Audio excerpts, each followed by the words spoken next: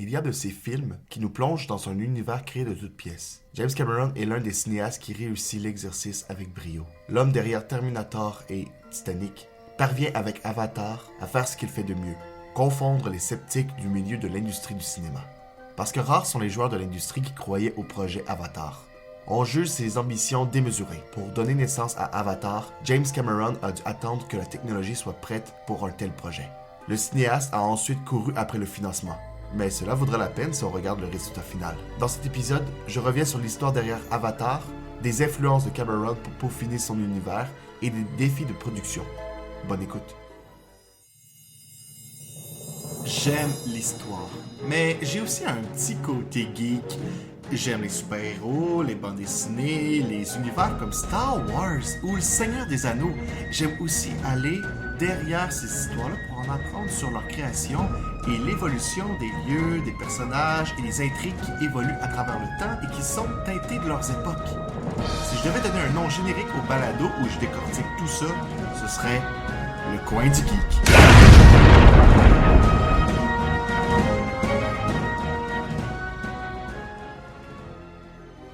En 1994, donc avant même la sortie du film Titanic, James Cameron a écrit un synopsis détaillé de 80 pages de l'univers de Pandora, la lune géante sur laquelle se déroule le film Avatar. L'idée de Cameron est de plonger dans le projet Avatar après la sortie du Titanic. En cours de route, James Cameron constate que la technologie des années 90 n'est pas encore prête pour ses ambitions.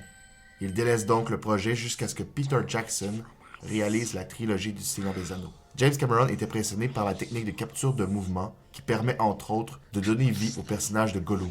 Cameron se dit qu'il est maintenant temps d'ouvrir à nouveau le dossier Avatar. En 2005, le studio Fox qui a produit le Titanic donne au cinéaste un budget de 10 millions de dollars pour la production d'un enregistrement test. En d'autres mots, James Cameron doit prouver à Fox qu'il peut mener son projet à bon port s'il reçoit un budget plus important. Le réalisateur se met donc au travail. Le résultat final laisse Fox perplexe. Le studio garde en tête les dépassements de coûts du Titanic. Voilà pourquoi James Cameron rend visite à Disney pour vendre son projet.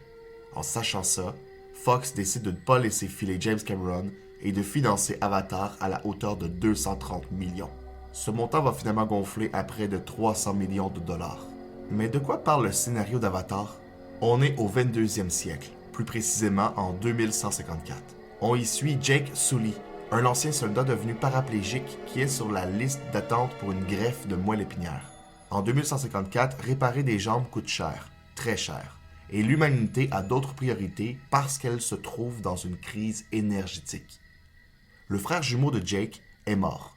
On propose donc à Jake de remplacer son frère en prenant l'avatar de celui-ci. Cet avatar représente un Na'vi, une sorte d'humanoïde de 3 mètres qui vit en parfaite harmonie avec la nature sur Pandora, une lune géante dans le système solaire d'Alpha du Centaure. Élément important, cet avatar permettrait à Jake de marcher à nouveau. Jake accepte et est donc envoyé sur Pandora. L'objectif de la mission est d'extraire l'unobtainium, un minerai qui pourrait résoudre tous les problèmes énergétiques sur Terre. Mais avant tout, Jake doit gagner la confiance des Na'vi. Pour ce qui est du scénario, Avatar n'a pas inventé grand-chose. Cameron s'inspire de plusieurs histoires qui tournent autour d'un homme occidental qui s'intègre à une communauté autochtone. La plus connue de ces histoires est sans aucun doute Pocahontas. Mais des liens sont encore plus évidents à faire avec Danse avec les loups, un film de Kevin Costner. Même si l'œuvre de James Cameron utilise des outils technologiques de pointe, Avatar et Danse avec les loups sont des épopées de plus de 3 heures marquées par de l'action et des scènes de contemplation. Les deux films partent à la recherche des fondements de la nation américaine en rendant hommage à un peuple autochtone, en plus de traiter de l'horreur d'un génocide. En conférence de presse, James Cameron a avoué qu'Avatar est influencé par les films western, dont La Flèche brisée. Ce chef-d'œuvre des années 50 raconte l'histoire d'un cow-boy qui, pour éviter la guerre que se livrent les Blancs et les Autochtones, décide de tout apprendre sur la nation autochtone empiétée dans ce conflit. Évidemment, il tombe amoureux d'une femme autochtone. Dès qu'on parle de cinéma épique, on pense forcément à David Lean, figure de proue du cinéma d'aventure. Avatar, sur le terrain du gigantisme, s'inspire clairement du cinéaste britannique à qui l'on doit Lawrence d'Arabie, qui se déroule durant la Grande Révolte arabe. La direction artistique d'Avatar s'inspire de l'imagerie de plusieurs artistes. Par exemple, les îles flottantes sont sans aucun doute un clin d'œil à Laputa, l'île flottante que l'on retrouve dans Les Voyages de Gulliver, écrit en 1721. James Cameron partage un émerveillement de la nature et de l'harmonie visuelle avec Miyazaki. l'un des artistes japonais les plus importants du 20e siècle. Que ce soit Cameron ou Miyazaki, les deux hommes savent donner vie à un univers totalement imaginaire. Avec toutes ces inspirations, certains reprochent au long métrage des similitudes qui s'apparentent à du plagiat. On retrouve plusieurs similitudes en effet avec le film d'animation Delgo, ainsi que des ressemblances frappantes avec Call Me Joe, une nouvelle de science-fiction qui dépeint un explorateur paraplégique prenant télépathiquement le contrôle d'un corps extraterrestre pour explorer une planète. Si c'est pas le scénario d'Avatar que je viens de raconter là, je sais pas c'est quoi. Finalement, Paul Anderson, l'auteur de la nouvelle Call Me Joe, recevra des crédits au générique d'Avatar. Comme quoi James Cameron avait peut-être regardé dans les plates-bandes de Paul Anderson. La dernière partie d'Avatar met en scène des Marines qui sortent l'artillerie lourde. Ça rappelle évidemment que James Cameron a une obsession pour les uniformes et l'action. Dans le genre, on peut se référer à Alien, Le Retour, et à Terminator 2, qui sont tous les deux réalisés par Cameron lui-même. Hasta la vista, baby.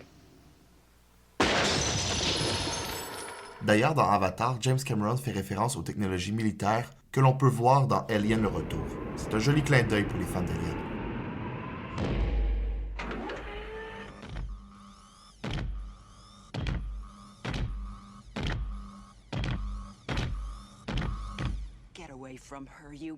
Les films de Cameron se caractérisent souvent par des personnages principaux féminins forts.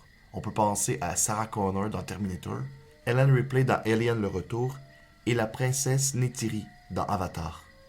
Avatar est donc une compilation des sujets forts de Cameron, la technologie, les femmes combattantes et une histoire d'amour qui n'est pas sans rappeler Titanic. Le tournage du film Avatar débute à Los Angeles en avril 2007 dans un hangar d'avion reconverti en studio de cinéma. Pendant le tournage, James Cameron invite sur les plateaux les cinéastes Peter Jackson, George Lucas et Steven Spielberg. Les trois hommes sont grandement impressionnés par la technologie. Après Los Angeles, l'équipe d'Avatar s'envole pour la Nouvelle-Zélande pour les prises de vue réelles et aussi pour travailler avec la compagnie d'effets visuels Weta Digital, qui a été cofondée par Richard Taylor et Peter Jackson dans les années 90. James Cameron veut se servir de l'expérience du studio qui a réalisé les effets spéciaux du Seigneur des Anneaux.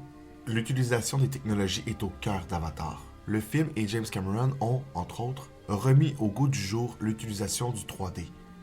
Avatar a aussi provoqué le passage de la caméra argentique, communément appelée le 35 mm, vers le numérique. Aujourd'hui, les films tournés avec de l'argentique sont très rares, voire inexistants. Pour ce qui est de la publicité autour du film, les producteurs d'Avatar utilisent une technique publicitaire inattendue. Envoyer Ben Stiller, un acteur qui n'a rien à voir avec le film, parler du long-métrage au Tonight Show. Ça fait parler, bref, c'est un coup de pub qui fonctionne. Avant la sortie d'Avatar, le public et les critiques sont sceptiques. On se moque même du film. Les Navy sont comparés à Jar Jar Binks et à des schtroumpfs géants. Malgré tout, à la sortie du film, tout le monde se jette dans les salles de cinéma pour assister au phénomène Avatar. À la soirée des Oscars, le grand suspense repose sur le duel de deux films aux antipodes. Soit Avatar, une œuvre aux effets numériques et 3D ultra puissants et champion des recettes financières, et Des Mineurs, un film sur le conflit irakien réalisé par Catherine Bigelow. Pour ajouter au suspense, James Cameron et Catherine Bigelow ont déjà formé un couple marié. Les deux films ont reçu 9 nominations aux Oscars. Les deux longs métrages sont donc forcément comparés. Please welcome Ben Stiller. Le soir de la cérémonie, c'est Ben Stiller qui présente le prix du meilleur maquillage. Tiens, on pensait plus parler de lui aujourd'hui, hein? L'acteur se présente sur scène déguisé en Navy. La présentation de Ben Stiller est l'un des plus beaux moments des dernières années aux Oscars.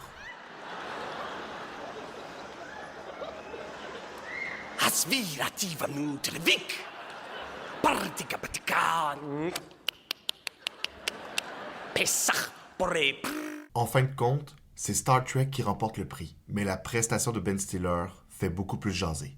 À la fin de la cérémonie, Avatar n'a remporté que 3 Oscars, et Des Mineurs ressort grand gagnant de la soirée avec les Oscars de la meilleure réalisation, mais surtout du meilleur film. And the winner is The Hurt Locker.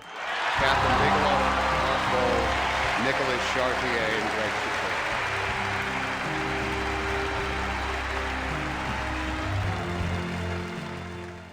Même si Avatar a marqué l'année 2009, il n'est pas entré dans la machine commerciale des produits dérivés comme l'a fait Star Wars et Marvel. C'est étonnant en sachant qu'Avatar a été durant plusieurs années le film le plus lucratif de l'histoire du cinéma. Mais bon, dès qu'Avatar sort en salle, James Cameron pense déjà à une suite. Il n'a peut-être pas la tête à vendre des boîtes à lunch et à mettre des figurines en dessus des sapins de Noël. Cependant, le second film tarde à arriver sur les écrans dû à des retards de production et à la pandémie de COVID-19. Pour la suite d'Avatar, le cinéaste se lance le défi de faire de la capture d'écran sous l'eau. C'est grâce à l'acharnement de Cameron que l'univers de Pandora verra le jour. Même si le scénario d'Avatar n'est pas très original et que le financement n'a pas été facile à trouver, le film demeure l'un des plus ambitieux de l'histoire du cinéma, étant donné la fine pointe de la technologie utilisée. Et devine quoi? Les sceptiques par rapport à Avatar ont été confondus.